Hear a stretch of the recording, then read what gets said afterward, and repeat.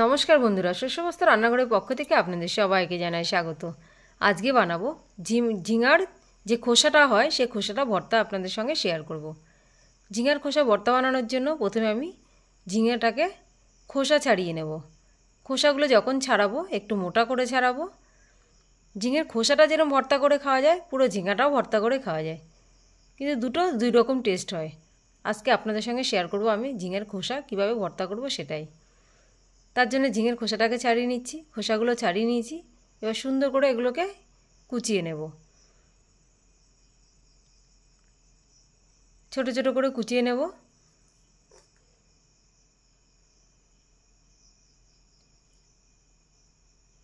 খোসাগুলো সুন্দর করে কুচিয়ে নিয়েছি। এবার কড়াইতে দিয়ে দেবো সর্ষের তেল। তেল খুব ভালোভাবে গরম হয়ে গেছে। এবার দিয়ে দেবো কালো জিরে, কিছু রসুন ছাড়িয়ে রেখেছিলাম, রসুনগুলো দিয়ে দিলাম। এবার দিয়ে দেবো কাঁচা লঙ্কা। ঝাল আপনারা আপনাদের স্বাদ অনুযায়ী ঝালটা দেবেন। এবার কেটে রাখা খোসাগুলো দিয়ে দিলাম। এবার খুব ভালোভাবে এটাকে ভেজে নেব।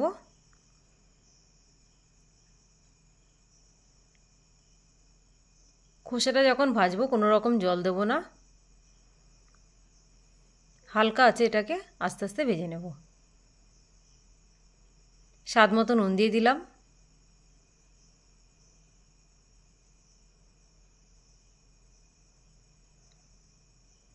এবার কিছু বাদাম দিয়ে দিলাম। আমি এখানে নর্মাল যে বাদাম পাওয়া যায় সেগুলোই ব্যবহার করলাম। খোসাগুলো খুব ভালোভাবে ভেজে নিয়েছি।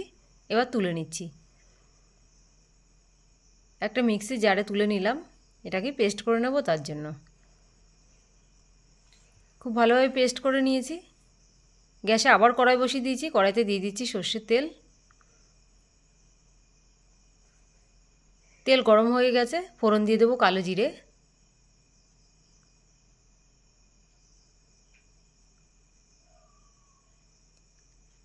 এবার একটা বড় সাইজের পেঁয়াজ কুচি করে রেখেছি, সেই পেঁয়াজটা দিয়ে দিচ্ছি।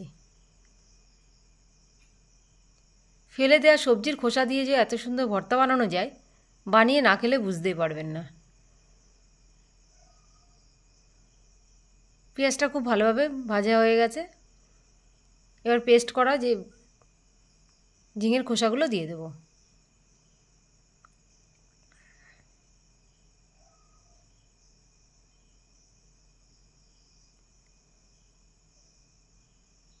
ঝিঙের খোসাগুলো দিয়ে কড়াইতে ভালো করে নাড়িয়ে নেব। কিছু টাইম নিয়ে এটাকে কড়াইতে উল্টে পাল্টে একটু কষিয়ে নেব, তাহলে যে জল জল ভাবটা থাকবে সেটা শুকিয়ে যাবে আর খেতেও ভালো হবে।